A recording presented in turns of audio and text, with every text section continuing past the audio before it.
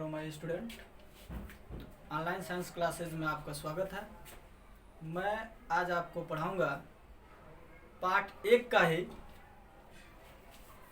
कक्षा 10 का पाठ 1 भौतिक विज्ञान, प्रकाश का परावर्तन तथा अपवर्तन से अगला टॉपिक, जो आज ऑनलाइन क्लास का चौथा दिन है। और अगला टॉपिक है दर्पण सूत्र।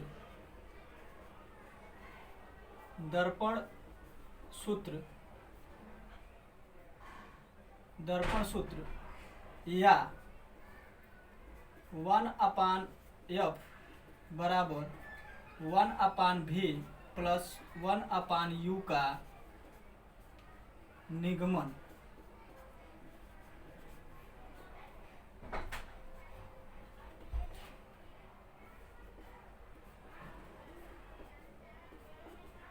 आइए हम देखते हैं कि दर्पण सूत्र जो 1/f बराबर 1/v प्लस 1/u है, इसको कैसे सत्यापित करेंगे, कैसे इसका निगमन करेंगे। इसके लिए हम क्या करेंगे कि एक फिगर बनाएंगे और यह फिगर में दर्पण होगा अवतल दर्पण,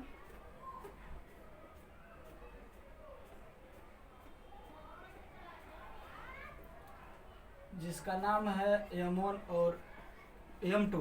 और इस अवतल दर्पण में एक मुख्य अक्ष होगा और इस बिंदु को हम ध्रुव कहते हैं P। यहाँ मुख्य फोकस F और यहाँ वक्रता केंद्र C। अब हम क्या करेंगे, एक वस्तु को यहाँ रखते हैं,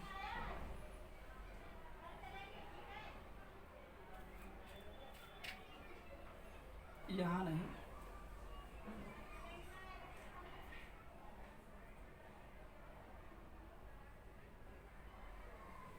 वस्तु को C को हम थोड़ा सा और यहाँ करते हैं, यहाँ रखते हैं वस्तु को। इसका नाम A और B। प्रकाश की पहली किरण जो मुख्य अक्ष के समांतर जाएगी तो दर्पण से परावर्तित होकर मुख्य फोकस से होकर जाएगा, और प्रकाश की दूसरी किरण को वक्रता केंद्र से गुजारेंगे तो दर्पण से परावर्तित होकर पुनः अपने मार्ग में वापस चला जाएगा। इस तरह से वस्तु का जो प्रतिबिंब होगा यहाँ बनेगा A', B'। उसके बाद यहाँ लिखते हैं चित्रानुसार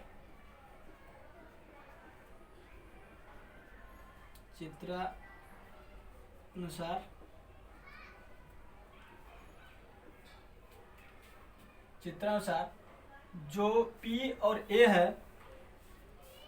PA वह दर्पण से वस्तु की दूरी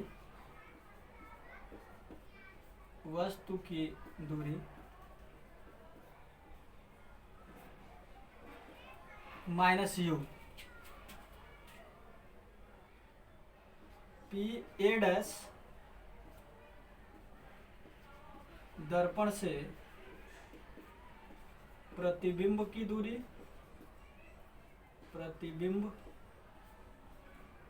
दूरी बराबर -v। PF दर्पण की फोकस दूरी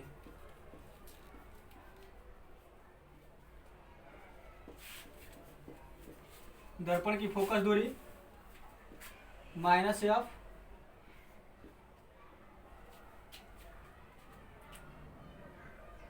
PC दर्पण की वक्रता त्रिज्या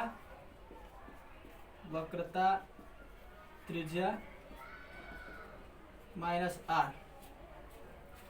इस प्रकार अब यहाँ हम लेंगे, अतः त्रिभुज ए बी सी तथा त्रिभुज ए डैश बी डैश सी में हम देखेंगे त्रिभुज ए बी सी और त्रिभुज ए डैश बी डैश सी, इन दोनों त्रिभुज में हम यह देखते हैं कि कोण बी ए सी बराबर है कोण बी डैश ए डैश सी। कैसे बराबर है? 90 अंश से, समकोण से, समकोण से। दोनों 90 अंश के हैं इसलिए बराबर है। वह कोण ए सी बी बराबर है कोण ए डैश सी बी डैश के। यह दोनों आपस में कैसे बराबर है? क्योंकि ये दोनों शीर्षाभिमुख कोण है। कौन से कोण है? शीर्षाभिमुख, शीर्षाभिमुख कोण से। इस प्रकार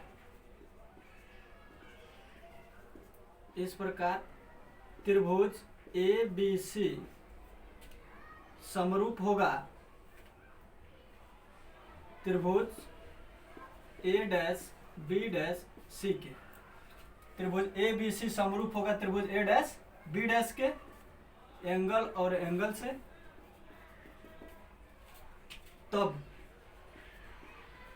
समरूपता के नियम से, समरूपता के नियम से। समरूपता का नियम क्या है? कि इनके भुजाओं का अनुपात बराबर होता है। तो ए बी बटा ए डैश बी डैश बराबर होगा ए सी बटा ए डैश सी। इसे हम कहेंगे समीकरण नंबर 1। पुनः हम लेंगे त्रिभुज, यहाँ पे काम करते हैं कि इसका नाम हम देते हैं यम, और यम से मुख्य अक्ष पर एक लंबिक रेखाखंड खींचते हैं और इसका नाम देते हैं यन। अब यहाँ देखते हैं कि पुनः त्रिभुज यम यन एफ व त्रिभुज ए डैश बी डैश एफ में कोण यम यन एफ बराबर है कोण बी डैश ए डैश एफ के बराबर 90 अंश समकोण से, तथा कोण बी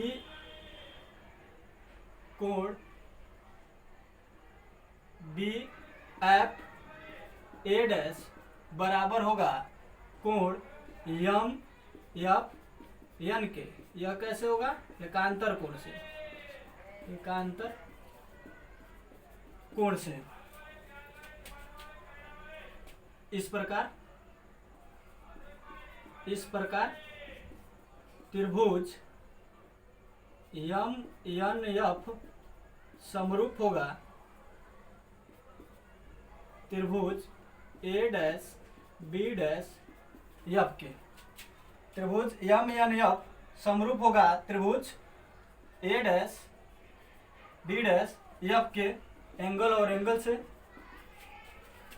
तब समरूपता के नियम से, समरूपता के नियम से, समरूपता के नियम से इनके भी भुजाओं का अनुपात बराबर होगा। समरूपता के नियम से हम देखेंगे कि जो यमयन है वह हो जाएगा यमयन बटा ए डैश बी डैश बराबर यफयन बटा ए डैश एफ। यह आपका हो जाएगा समीकरण नंबर 2। यहाँ पे लिखेंगे चूंकि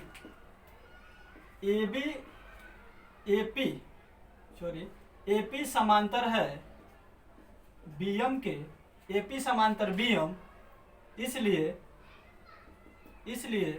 जो ए बी होगा वह बराबर हो जाएगा यम एन के। अब क्या करेंगे कि यम एन का मान ए बी समीकरण नंबर 2 में रख देंगे। यहां रखते हैं ए बी, लिख देते हैं यम एन का मान समीकरण 2 में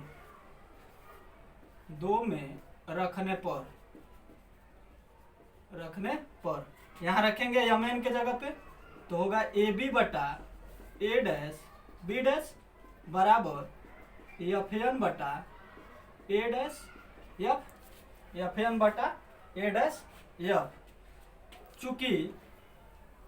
चूंकि यन बिंदु चूंकि दर्पण का द्वारक अत्यंत छोटा हो, चूंकि दर्पण का द्वारक अत्यंत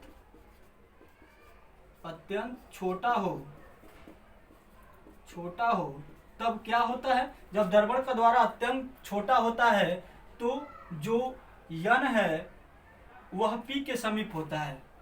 दर्पण का द्वारक अत्यंत छोटा हो तब यन बिंदु पी के समीप होगा। बिंदु यन बिंदु पी के समीप होगा।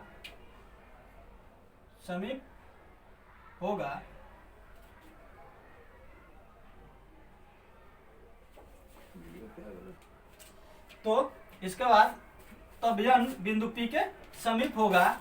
इस कंडीशन में हम देखेंगे कि जो एफ एन है, एफ एन बराबर हो जाएगा एफ पी। तब ए बी बटा ए डैश बी डैश बराबर हो जाएगा एफ पी बटा ए डैश एफ। यह हो जाएगा हमारा समीकरण नंबर 3। अतः समीकरण 1 व 3 से हम देखेंगे कि समीकरण 1 में एक ऐसा ही एक फार्मूला था, ए बी बटा ए डैश बी डैश, यानी ए बी बटा ए डैश बी डैश बराबर ए सी बटा ए डैश सी। तो दोनों के लेफ्ट हैंड साइड बराबर थे, तो राइट हैंड साइड को हम बराबर करते हैं। तो समीकरण 1 और 3 से हमको यह मिलता है ए सी बटा ए डैश सी, ए सी बटा ए डैश सी बराबर एफ पी बटा ए डैश एफ। ए सी बटा ए डैश सी बराबर एफ पी बटा ए डैश एफ। अब हम क्या करेंगे, यहाँ देखेंगे ध्यान से, वैल्यू पुट करना है। तो AC को, जो AC है, इस AC को हम लिख सकते हैं PA minus PC, PA minus PC बटा A डैश C को हम लिख सकते हैं PC minus PA dash, PC minus PA dash बराबर PF को कुछ लिखना नहीं है, ऐसे ही रहने दीजिए, FP बटा A dash F। A dash F को हम लिख सकते हैं PA डैश माइनस FP। अब यहाँ पे हम क्या करेंगे, वैल्यू पुट करेंगे PA का मान, PA यह दर्पण से वस्तु की दूरी है, इसलिए U माइनस U पुट करेंगे, माइनस PC की वैल्यू, चूंकि PC वक्रता त्रिज्या यानी R माइनस R बटा PC माइनस R और माइनस PA डैश प्रतिबिंब की दूरी यानी माइनस V बराबर FP फोकस दूरी यानी माइनस F बटा PA डैश यानी प्रतिबिंब की दूरी minus V minus FP focus दूरी यानी माइनस F। इसके बाद हम देखेंगे कि जो यह R है, इस R के जगह पे हम इसके पहले एक फार्मूला डेरिवेशन कराए हैं। फार्मूला था कि F बराबर होता है R/2, F बराबर R/2।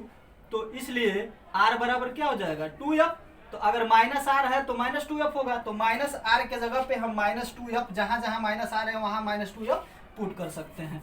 आइए पुट करते हैं, माइनस यू माइनस आर के जगह पे क्या लिख देंगे, माइनस टू एफ बटा माइनस आर के जगह लिखना है माइनस टू एफ और फिर माइनस भी बराबर माइनस एफ बटा माइनस भी और माइनस एफ। अब हम यहाँ क्या करेंगे कि माइनस का अंदर गुणा कर देंगे, तो ये हो जाएगा minus you minus minus plus two F बटा माइनस टू एफ और माइनस प्लस भी बराबर माइनस एफ बटा माइनस भी और माइनस प्लस एफ। अब इन दोनों का हम तिर्यक गुणा करेंगे, इसका इसमें और इसका इसमें गुणा करेंगे, तो माइनस यू का माइनस भी से करेंगे तो प्लस का मिलेगा यू भी, फिर माइनस यू का एफ से गुणा करेंगे तो मिलेगा माइनस का यू एफ और फिर प्लस टू एफ का इसमें करेंगे तो मिलेगा माइनस टू एफ भी और फिर प्लस प्लस प्लस होगा और इसका इसमें गुणा करेंगे तो मिलेगा टू एफ स्क्वायर, फिर इज इक्वल टू इसका इसमें गुणा करेंगे तो मिलेगा minus plus two F square और फिर इसका इसमें करेंगे तो माइनस का मिलेगा भी एफ। अब टू एफ स्क्वायर से टू एफ स्क्वायर कैंसिल हो जाएगा, फिर इस टू एफ भी को उधर हम पक्षांतर कर देंगे तो यहाँ मिलेगा यू भी माइनस यू एफ बराबर भी एफ प्लस, यह जब माइनस उधर जाएगा तो प्लस हो जाएगा टू भी एफ, तो यहाँ हो जाएगा यू भी माइनस यू एफ बराबर भी एफ। क्योंकि देखिए यहाँ माइनस है, माइनस भी एफ है तो यह माइनस में ही रहेगा, माइनस रहेगा और टू भी एफ में से एक भी एफ को हम कम कर देंगे तो एक भी एफ मिल जाएगा। अब हम क्या करेंगे कि दोनों पक्षों में यू भी एफ से भाग दे देंगे, दोनों पक्षों में यू भी एफ से भाग देने पर, दोनों पक्षों में यू भी एफ से भाग देने पर, दोनों पक्षों में यू भी एफ से भाग देंगे तो क्या मिलेगा हमारा यू भी बटा यू भी एफ माइनस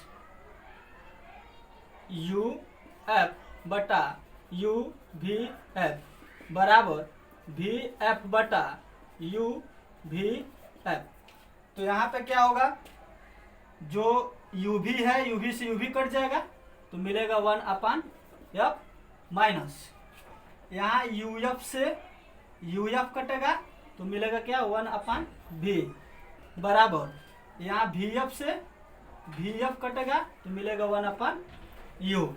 अब यहाँ पे माइनस वन अपान भी को उधर हम पक्षांतर कर देंगे या तो हमारा मिलेगा वन अपान एफ बराबर वन अपान, चूंकि माइनस है तो इधर देखिए यहाँ पे one upon F minus one upon भी बराबर वन अपान यू, क्योंकि यहाँ लिखते हैं देखिएगा इसके बाद का स्टेप यहाँ आता है या one upon F minus one upon भी बराबर वन अपान यू, एक बार उसी को यहाँ लिखते हैं, फिर इसमें माइनस वन अपान भी को उधर पक्षांतर करेंगे तो मिलेगा वन अपान एफ बराबर, चूंकि माइनस है तो उधर जाएगा तो क्या होगा प्लस और प्लस वन अपान यू, अतः वन अपान एफ बराबर वन अपान भी प्लस वन अपान यू, यह हमारा क्या हो गया दर्पण सूत्र हो गया और यह इसका क्या हो गया निगमन हो गया।